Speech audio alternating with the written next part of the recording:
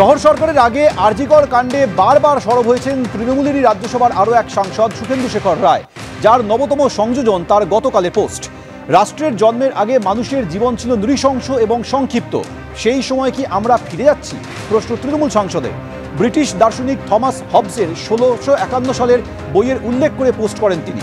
তার আগে বাস্তিল দুর্গ পতনের কথা স্মরণ করিয়েও পোস্ট করেছিলেন সুখেন্দু শেখর রায়।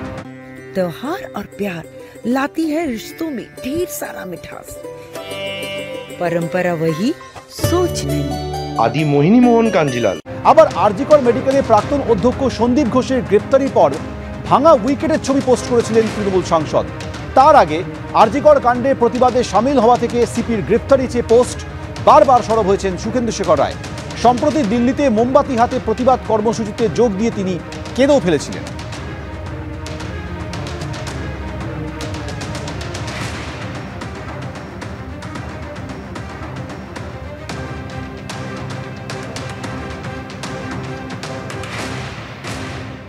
আমরা খুব মুষ্টিময় কয়েকজন, কিন্তু আমরা মনে করলাম যে এই সময় সারা লক্ষ লক্ষ মানুষ রাস্তায়, রাত জাগবে, আমরা ঘরে বসে থাকবো কি করে?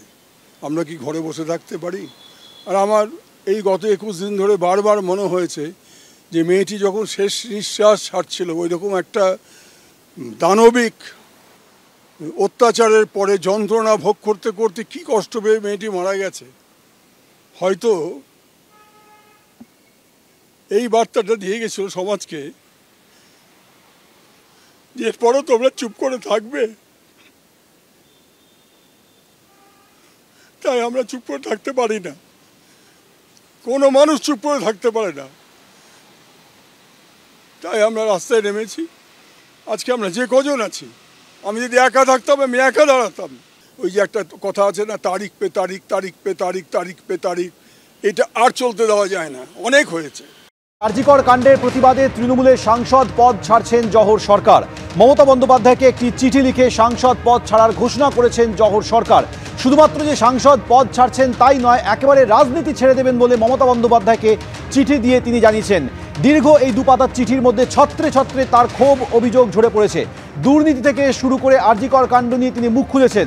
আরজিকর কাণ্ডে সরকার পরিস্থিতি সামলাতে পারছে না বলে তিনি অভিযোগ করেছেন। একই সঙ্গে দলের একাংশ নেতাদের আচরণ নিয়েও তিনি প্রশ্ন তুলেছেন। তিনি লিখছেন যে কিছু আমলা এবং দুর্নীতিগ্রস্তের পেশি শক্তির আস্ফালনই মানুষের এই স্বতঃস্ফূর্ত ক্ষোভের কারণ। কোনো সরকারের বিরুদ্ধে মানুষের এমন ক্ষোভ এবং অনাস্থা আমি আগে দেখিনি। আরজিকর কাণ্ডে আপনার সক্রিয় হস্তক্ষেপ আশা করেছিলাম, মমতা বন্দ্যোপাধ্যায়ের উদ্দেশ্যে এই মন্তব্য করেছেন জহর সরকার। সেই সঙ্গে তিনি আরও লিখছেন যে এখন সরকার যে পদক্ষেপ নিচ্ছে খুবই সামান্য, অনেক দেরি হয়ে গেছে। মানুষের এই স্বতঃস্ফূর্ত বিক্ষোভকে রাজনীতির রং লাগানো হচ্ছে বলে অভিযোগ করেছেন তিনি। মমতা বন্দ্যোপাধ্যায়ের কাছে এরপরই তার আবেদন, রাজ্যকে বাঁচাতে কিছু একটা করুন। মুখ্যমন্ত্রীকে চিঠি দিয়ে এই আবেদন করেছেন জহর সরকার। এর পাশাপাশি তিনি আরও অভিযোগ করেছেন 2022-এ সংবাদ মাধ্যমে তৎকালীন শিক্ষামন্ত্রীর দুর্নীতির খোলাখুলি প্রমাণ দেখেছিলাম। দুর্নীতি রুখতে দলকে সক্রিয় হতে বলায় অনেক বর্ষিয়ান নেতা আমাকে হেনস্থা করেছিলেন। আপনি দুর্নীতির বিরুদ্ধে আপনার লড়াই চালিয়ে যাবেন এই আশায় তখন পদত্যাগ করিনি। রাজ্যের এই দুর্নীতি এবং দলের নেতাদের একাংশের এই দাপট দেখে আমি হতাশ। রাজ্য সরকার পরিস্থিতি সামলাতে পারছে না, এই মন্তব্য করেছেন জহর সরকার। মুখ্যমন্ত্রীকে চিঠি দিয়ে সাংসদ পদ ছাড়া এবং রাজনীতি ছাড়ার কথা জানিয়ে দিয়েছেন জহর সরকার। মমতা বন্দ্যোপাধ্যায়কে আজকে চিঠি দিয়ে আপনি সাংসদ পদ থেকে ইস্তফার সিদ্ধান্ত নিয়েছেন এবং রাজনীতি ছাড়ারই সিদ্ধান্ত নিয়েছেন, এটা কেন? আরজিকর কাণ্ড? আমি তো সব চিঠিতেই বুঝিয়েছেন আরজিকর কাণ্ড তার মধ্যে একটা বড় কারণ।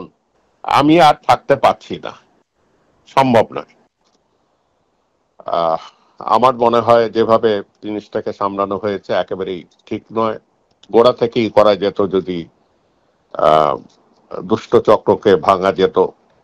মানুষ কিরম বিশ্বাস করতে চাইছে না, যা এখন ভালো ভালো পদক্ষেপ নিলেও মানুষ বিশ্বাস করতে চাইছে না সরকারকে, সরে গেছে অনেকখানি, এই আর কি। সাধারণ মানুষের যে স্বতঃস্ফূর্ত প্রতিবাদ, তার পাশে দাঁড়িয়েছেন আপনি, এটাকে নিয়ে কি বলবেন?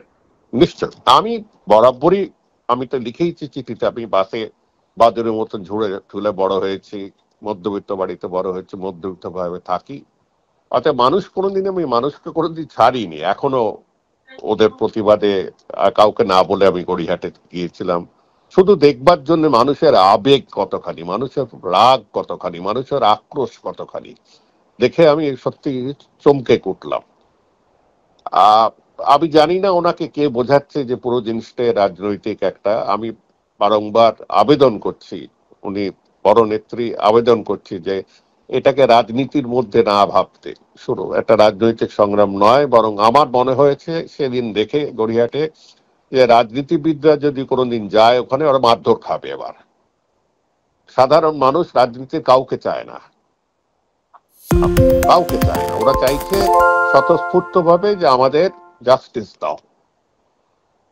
কি করে দাও, কেন দাও, কিভাবে দাও, এইটা কিন্তু কেউ বলছে না, কিন্তু জাস্টিস জাস্টিস চাইছে। তারা উত্তপ্ত হয়ে গেছে, তারা ফেড আপ, এই আর কি। আপনি সরকারের একাধিক হ্যাঁ বলুন। আমি বারংবার বলছি যে এইটাকে যদি এখনো ভালো করে সরাসরি কথা বলে যদি মিটিয়ে না নেওয়া হয়, তবে সাম্প্রদায়িক শক্তিরা কিন্তু এর অ্যাডভান্টেজ দিয়ে ঢুকে যাবে বাংলায়। আমি আমার যে মূল্যবোধ, ধর্মনিরপেক্ষতা, গণতন্ত্র, ওগুলো নিয়ে আমি একেবারে অটুট। কেন? তার জন্য রাজনৈতিক দলে থাকতে হয় না, আমরা সকলেই বাইরে থেকে একই মূল্যবোধ রাখতে পারি। আরেকটা জায়গায় আপনি বলছেন যে মমতা বন্দ্যোপাধ্যায়কে উদ্দেশ্য করে যে আপনি দুর্নীতির বিরুদ্ধে লড়াই চালিয়ে যাবেন, এই আশাতে আগে পদত্যাগ করেনি। আগে মানে আপনি যখন পার্থ চট্টোপাধ্যায়ের গ্রেপ্তারির পর দুর্নীতি নিয়ে এই রীতি আনন্দেই সরব হয়েছিলেন এবং একজন প্রাক্তন নেতা আপনার পাল্টা সমালোচনা করেছিলেন। তো হয়ে গেছে যা, ওগুলো তো পুরোনো গল্প। উনি যদি চান দুর্নীতিকে সঙ্গে সঙ্গে ভাঙতে পারেন। মনে আছে 21-এ কিভাবে সবাইকে ধরে তাদের কাটমানি ফেরত দিয়েছিলেন, তাদের যাদের তিরস্কার করেছিলেন। এখনো কিন্তু করতে হবে, করতে হবে। মানুষ, বাংলার মানুষ, আমি লিখেছি যে অন্যান্য জায়গায় আরো বেশি চুরি হয়, কিন্তু বাংলার মানুষ সহ্য করতে পারে না। আমাদের এখানকার মধ্যবিত্ত, আমাদের এখানকার শিক্ষিতরা গা শিউরে ওঠে যখন তারা এই করাপশনের কথা দেখে আর কি। এই পদত্যাগপত্র মমতা বন্দ্যোপাধ্যায়কে পাঠানোর পর তার তরফ থেকে কোনো যোগাযোগ এসছে বা কথা হয়েছে কোন দলের নেতৃত্বের আমি সঙ্গে? কোনো পাবলিকলি কথা বলবো না, আমি কোনো পাবলিক কথা বলবো না এটা নিয়ে। আরেকটা হচ্ছে তৃণমূলের একটা স্তর থেকে বলা হচ্ছে যে যে এই স্রোতের যখন কঠিন সময়, সে সময় তো লড়াই করা উচিত। যুদ্ধের সময় যারা পালায় কিংবা যারা মানে বাঁচিয়ে চলে, ইতিহাস তাদের লজ্জায় নজরে দেখে। এটা তৃণমূলের একটা স্তর থেকে। ঠিক আছে, ওরা ওদের মতন বলেছে, ভালো কথা, ওরা ওদের কথা বলেছে, আমি আমার কথা বলেছি। ঠিক আছে। আপনি লাস্ট প্রশ্ন হচ্ছে, আপনি একদিকে দুর্নীতির কথা বলেছেন, আপনার স্বাভাবিক জীবনযাপনের কথা, এবং রাজ্যের আমলা এবং প্রশাসনের দুর্নীতির কথা বলেছেন, এবং সাধারণ মানুষের স্বতঃস্ফূর্ত আন্দোলনের পাশে থাকা বা ডাক্তারদের আন্দোলনের পাশে থাকার কথা বলেছেন। এটাই তো মূল কারণ। এটাই মূল কারণ, এটাই মূল কারণ।